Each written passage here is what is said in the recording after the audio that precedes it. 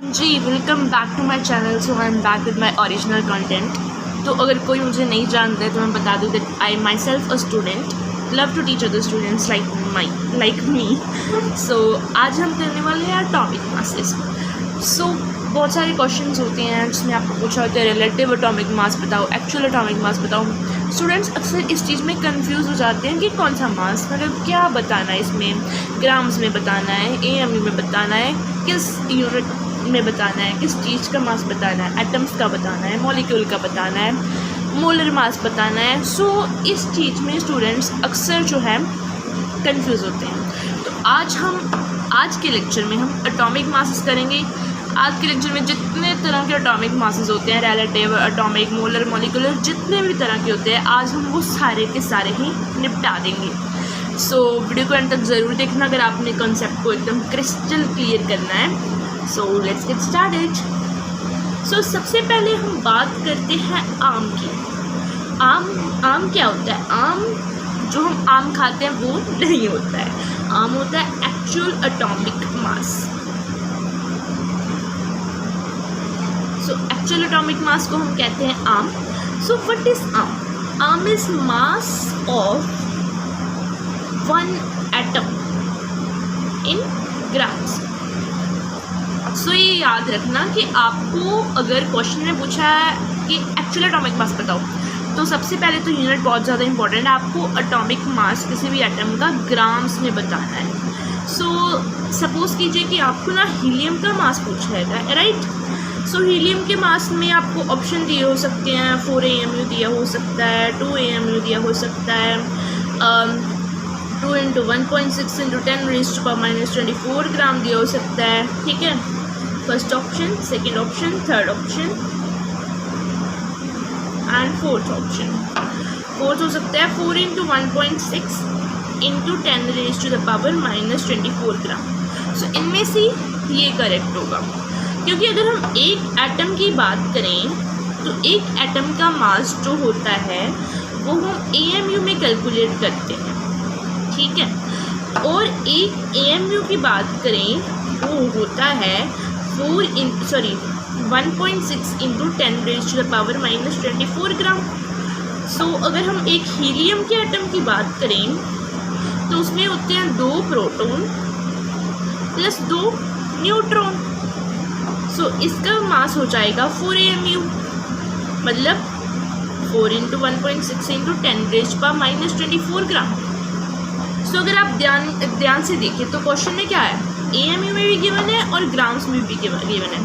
Student confuse हो जाएगा। Student को मान लीजिए मास पता है कि 4 AMU होता है, so most of the students will go with option number 1, but यहीं पे तो गलती हो जाएगी, यहीं पे क्वेश्चन गलत, इनकरेक्ट।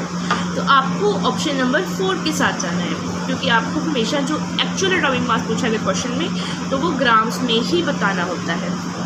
सो अगर हम बात करें सेकेंड टाइप ऑफ मास, वो है राम। ठीक है, रैम बोल लो, रैम जो कंप्यूटर में होती है, राम, श्री राम जी। ठीक है, इसकी फुल फॉर्म है रिलेटिव एटॉमिक मास।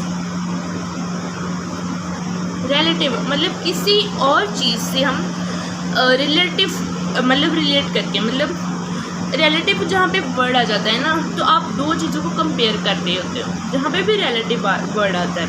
तो अगर आप दो चीज़ों को कंपेयर करते हो ना, तो वो जो आंसर आता है उसकी कोई भी यूनिट नहीं होती। मान लीजिए आपको पूछी है रिलेटिव डेंसिटी पूछी है, ठीक है, तो वो मतलब मैं सपोज कर रही हूँ, ऐसी कोई चीज़ होती नहीं, वैसे वेपर डेंसिटी होती है, रिलेटिव डेंसिटी नहीं होती। रिलेटिव डेंसिटी हम कह सकते हैं कि density of a gas upon density of some standard gas ले लो, हाइड्रोजन गैस ले लीजिए। ठीक है, मतलब आपको इसके साथ कंपेयर करके दूसरी गैस की डेंसिटी बतानी है, तो दोनों की डेंसिटी की यूनिट यहाँ पे होगी ग्राम पर सेंटीमीटर क्यूब, ग्राम पर सेंटीमीटर क्यूब, वो कैंसिल हो जाएगी। तो ये जो रिलेटिव डेंसिटी होगी वो क्या होगी, इसकी कोई भी यूनिट नहीं होगी। Same goes with atomic mass. अगर हम रिलेटिव एटॉमिक मास की बात करते हैं तो वो क्या होता है, mass of an atom upon mass of 1/12 part of carbon 12 atom. Okay, so 1/12 carbon 12 का एटम का मास होता है 1 AMU। तो किसी भी एटम का मास आपको AMU में निकालना है। लाइक हम हीलियम की बात कर ले, राइट। अगर हम हीलियम की ही बात कर ले तो हमको मालूम है कि उसका मास 4 AMU होता है। और अब हमने उसका रिलेटिव एटॉमिक मास निकालना है, तो हम उसको 1 AMU से क्या कर देंगे, डिवाइड कर देंगे। AMU से AMU कैंसिल हो जाएगा, तो आपका आंसर आएगा 4। अगर आपको सेम क्वेश्चन हम वही पूछें कि हीलियम का आपको रिलेटिव एटॉमिक मास निकालना है, अब तो मैंने निकाल दिया, चलो हीलियम ने ना लेकर हम यहाँ पे नाइट्रोजन ले लें, नाइट्रोजन का रिलेटिव एटॉमिक मास निकालना है। तो यहाँ पे आपको ऑप्शन क्या दिए हो सकते हैं, 14 AMU, 14 × 1.6 × 10⁻⁻24 ग्राम। थर्ड ऑप्शन हो सकता है 16, फोर्थ ऑप्शन हो सकता है 14। सो ये भी नाइट्रोजन के एक एटम का मास है, ये भी नाइट्रोजन के एक एटम का मास है, ये नाइट्रोजन के एक एटम का मास है, मगर यूनिट नहीं दी। सो आपको चेक करना कि जहाँ पे भी यूनिट ना दी हो वो ही आंसर होगा, ठीक है। नेक्स्ट हम बात करते हैं MAM की। Ma'am teacher, miss. सो इसका मतलब होता है molar atomic mass. Molar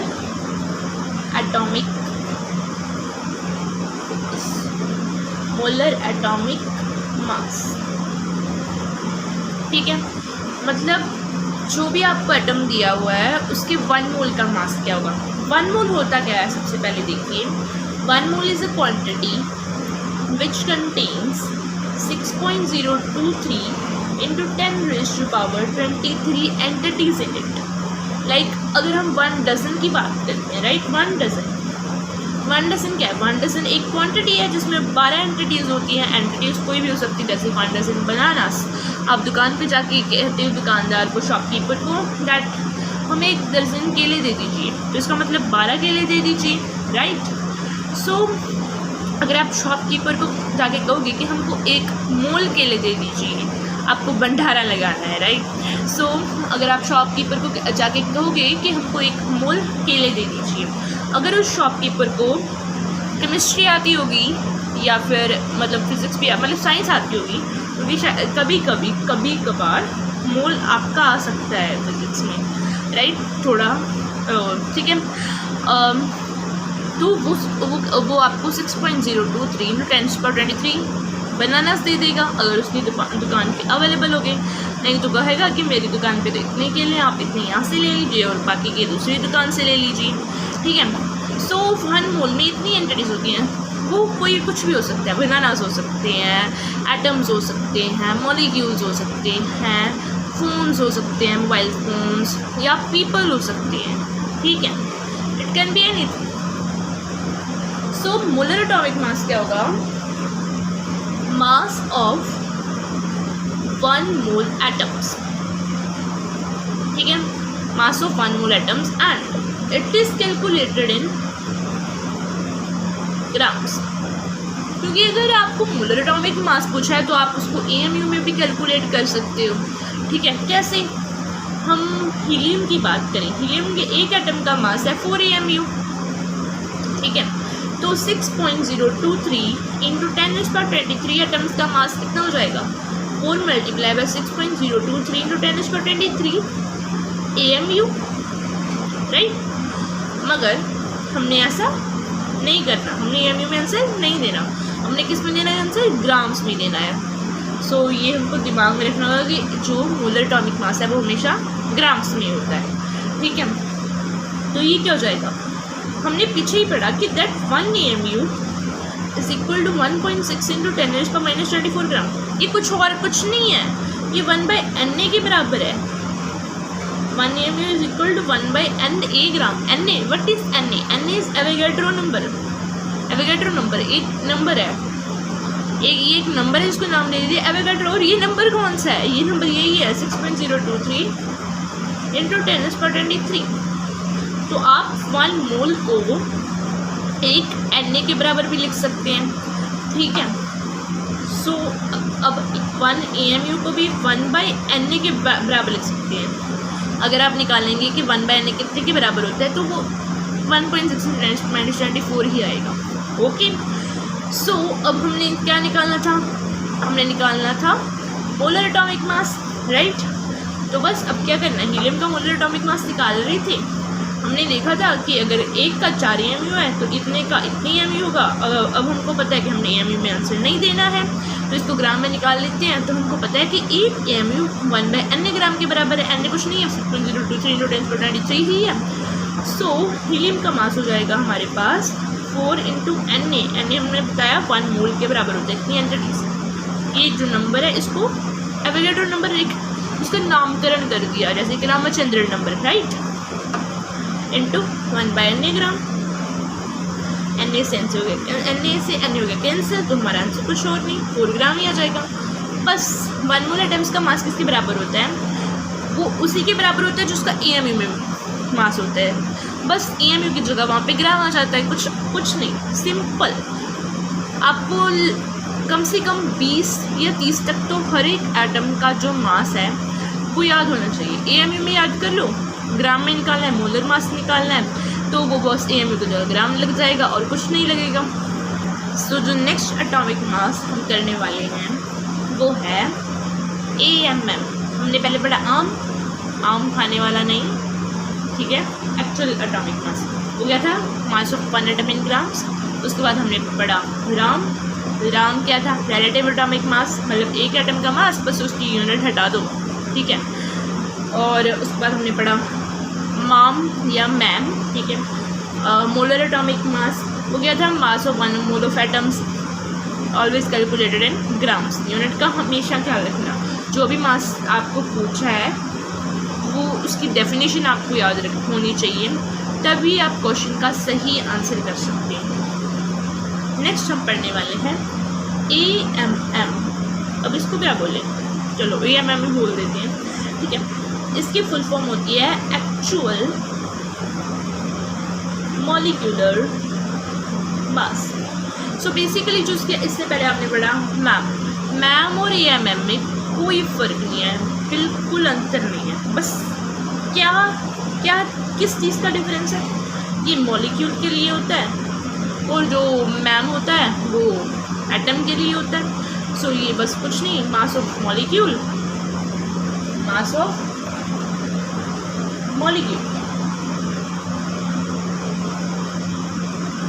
in grams. Sorry ma'am और AMM में तो अंतर है, क्योंकि मैम में हम 1 मोल एटम्स की बात करते हैं, मगर जो AMM है और जो आम है यस, एक्चुअल एटॉमिक मास और एक्चुअल मॉलिक्यूलर मास में कोई अंतर नहीं है। बस the only difference is that कि जो AMM है वो मॉलिक्यूल के लिए होता है और जो आम है वो एटम के लिए होता है। बस यहाँ से ही पता चल रहा है ना, एटॉमिक मॉलिक्यूलर दोनों ही हम ग्राम्स में कैलकुलेट करते हैं। यहाँ पे हम एक मॉलिक्यूल की बात करते हैं और यहाँ पे हम एक एटम की बात करते हैं, ठीक है। उसके बाद हमारा आ गया RMM। राम जैसे आम और AMM में कोई फ़र्क नहीं है, कोई अंतर नहीं है। Similarly ditto copy paste, Ram और RMM में कोई अंतर नहीं है, ठीक है। RMM होता है रिलेटिव मॉलिक्यूलर मास, ठीक है। अगर आपको मेरी हैंडराइटिंग समझ नहीं आ रही है सो मेरे को ध्यान से सुनिए, ठीक है। मैं हर एक चीज़ बोल रही हूँ बिल्कुल स्पष्ट, ठीक है। सो रिलेटिव मॉलिक्यूलर मास मतलब कि mass of 1 molecule upon 1/12 mass of carbon 12, okay, 12th part. मतलब अगर हम CO2 की बात करें तो कार्बन का मास क्या होता है 12 AMU। ऑक्सीजन के एक एटम का मास क्या होता है 16 AMU। तो 2 एटम क्या हो जाएगा 2 × 16 AMU। सो टोटल हमारे पास CO2 का जो मास है, ठीक है, मॉलिक्यूलर मास है, वो हो जाएगा 44 AMU। अगर हमने क्या निकालना है, हमने निकालना है रिलेटिव मॉलिक्यूलर मास, तो वो क्या हो जाएगा 44 AMU divided by 1 AMU is equal to 44। यहाँ पे हमने 1 AMU क्यों लिया, बिकॉज बेसिकली क्या है 1/12 पार्ट ऑफ कार्बन 12 एटम, ठीक है, part of mass of carbon 12 atom, वो 1 AMU के बराबर ही होता है। 1 AMU की डेफिनेशन ही है that mass of 1/12 part of carbon 12 atom is known as 1 AMU। So इसीलिए जैसे हमने यहाँ पे बताया कि यहाँ पे हमने 1/12 पार्ट लिया मास का, तो बस यहाँ पे उसकी वैल्यू भर दी, AMU से AMU कैंसिल हो गया, हमारा आंसर आ गया 44। सो अब हमको एक क्वेश्चन का आंसर दीजिए। हमने जो N2O है, N2O उसका AMM और RMM बताना है। सो हमारे पास पहला ऑप्शन है 44 रिस्पेक्टिवली, ठीक है, रिस्पेक्टिवली मतलब पहले आपको AMM बताना है, उसके बाद आपको RMM बताना है। 44 ग्राम। दूसरा ऑप्शन है 44 AMU 44 ग्राम। तीसरा ऑप्शन है 44 ग्राम 44, एंड चौथा ऑप्शन है 44 ग्राम 44 AMU। सो आपने क्वेश्चन कर लिया होगा, ठीक है, अगर नहीं है तो आप पॉज करके भी कर सकते हैं, बिकॉज इतना टफ तो क्वेश्चन है ही नहीं।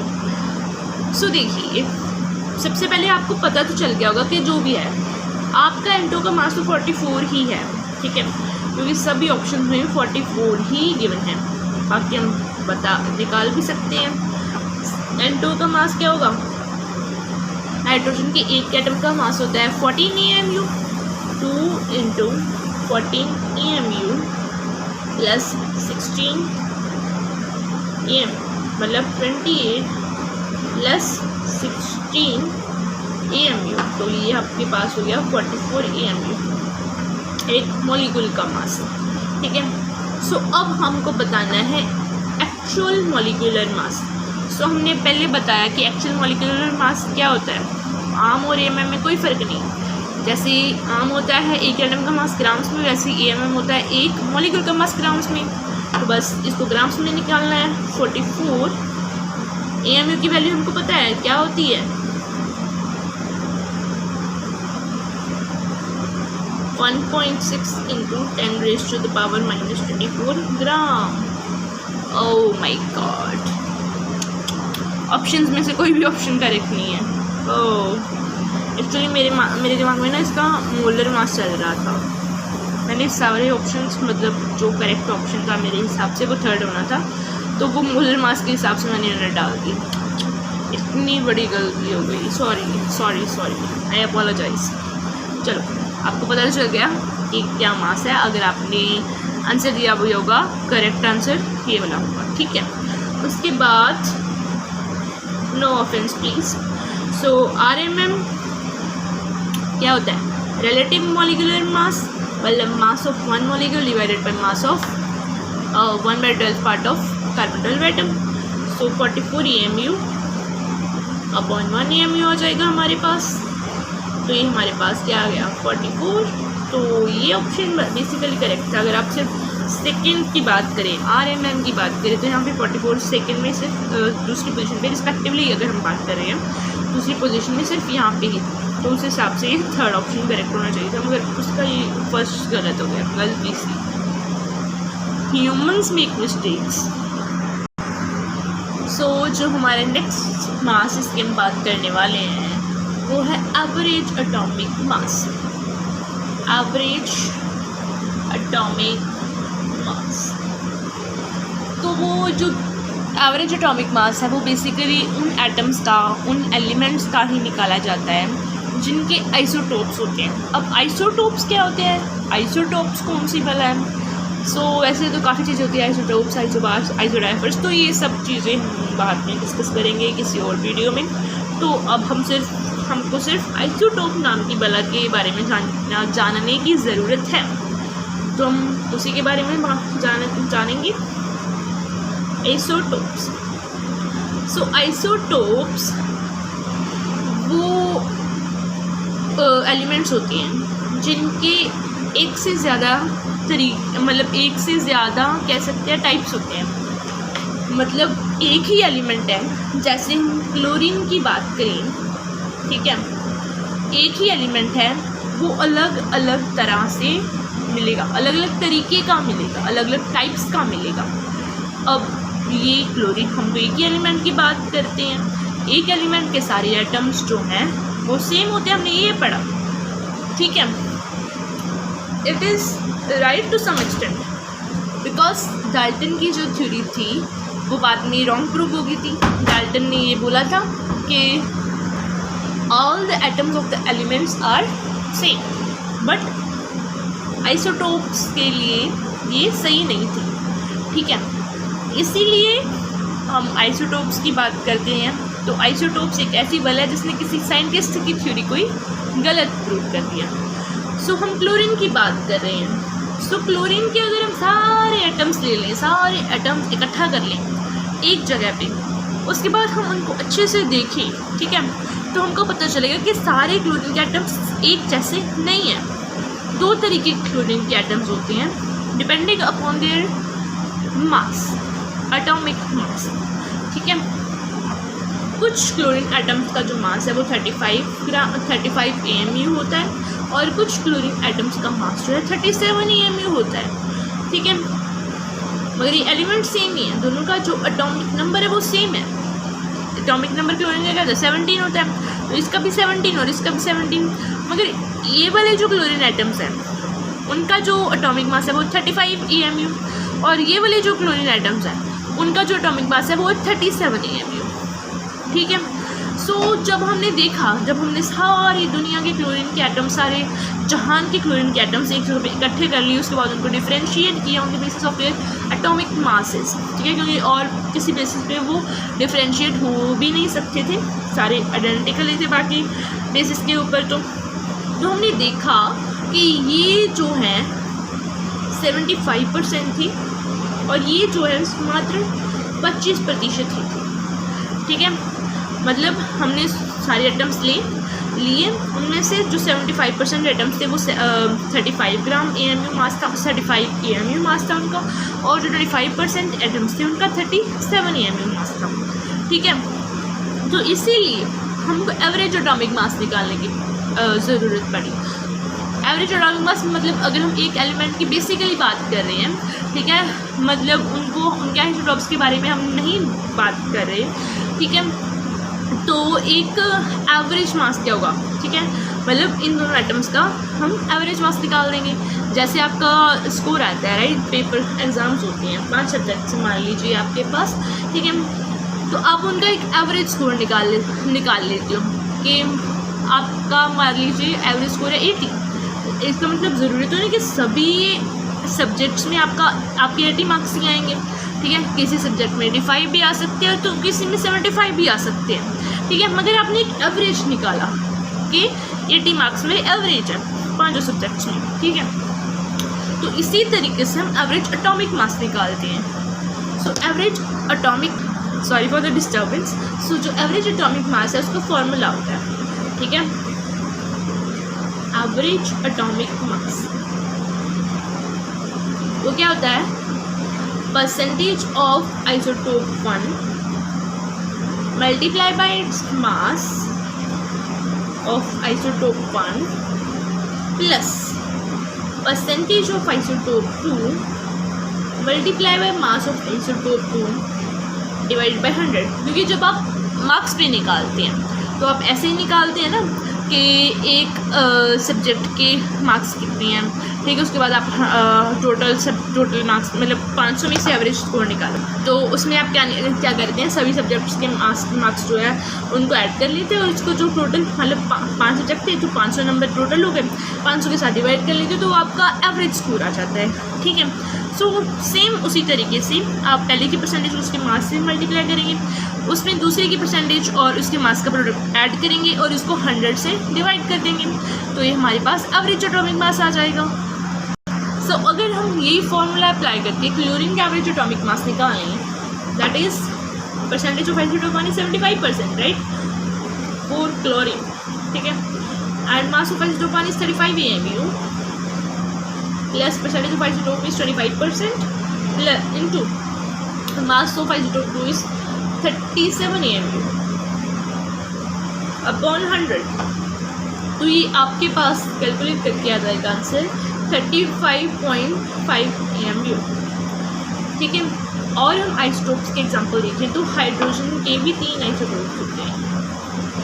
एक होता है 111, ठीक है। बेसिकली अगर आप किसी भी एलिमेंट की बात कर रहे हो उसका सिंबल ऐसे ही डाला जाता है XZA। X जो है सिंबल ऑफ द एलिमेंट, ठीक है। A ऊपर होता है उसका एटॉमिक मास और जो Z होता है वो होता है एटॉमिक नंबर, ठीक है। सो 111 इससे पता चलता है कि एक एलिमेंट का सिर्फ एक ही एटॉमिक नंबर होता है, जैसे 2 अलग अलग एलिमेंट्स का सेम एटॉमिक नंबर नहीं होता।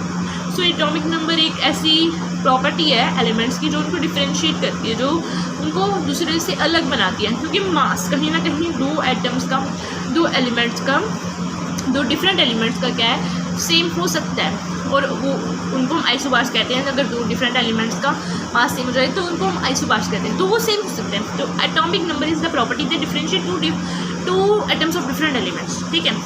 सो 111 ये आपको बता रहा है कि ये आप एक ही सेम एलिमेंट की बात करें, क्योंकि इसका भी एटॉमिक नंबर 1 है, इसका भी 1 है और इसका भी 1 है, ठीक है। मगर इसका एटॉमिक मास 1 है, इसका 2 है, इसका 3 है, ठीक है।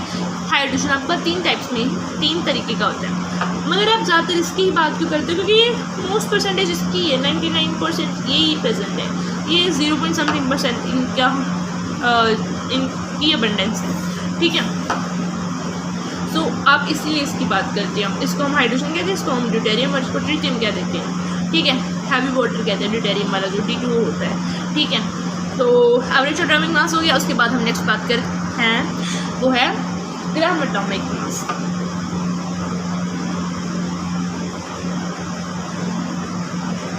सो ग्राम एटॉमिक मास कुछ नहीं है, बेसिकली वो मैम ही है। मैम मतलब मोलर एटॉमिक मास, मतलब कि mass of 1 mole of atoms in grams, ठीक है। कुछ नहीं, बस 1 मोल ऑफ एटम्स का मास निकालना है आपको, ग्राम्स में सेम ही है, ठीक है। मतलब अगर मैंने आपको पूछा नाइट्रोजन का ग्राम एटॉमिक मास बताइए तो वो क्या होगा 14 ग्राम, नथिंग एल्स, ठीक है। ग्राम्स में बताना है 1 मोल एटम्स का मास, उसको हम ग्राम एटॉमिक मास बोल देंगे, ठीक है। एंड नेक्स्ट हमारा आता है मोलर मास।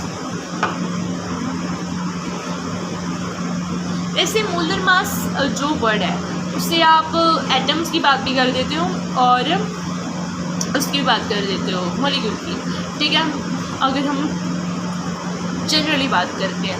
मगर जो मोलर मास है उसकी डेफिनेशन बेसिकली मॉलिक्यूल के लिए होती है, मतलब वो यार बार मतलब कि mass of 1 mole of molecules in grams, उसको मोलर मास बोल देते हैं, ठीक है। जैसे कि हम H2SO4 की बात करें, इसका मास निकालना, ठीक है, अभी की अभी निकालो H2SO4 का। मैंने बोला ना 30 तक आपको याद होने चाहिए।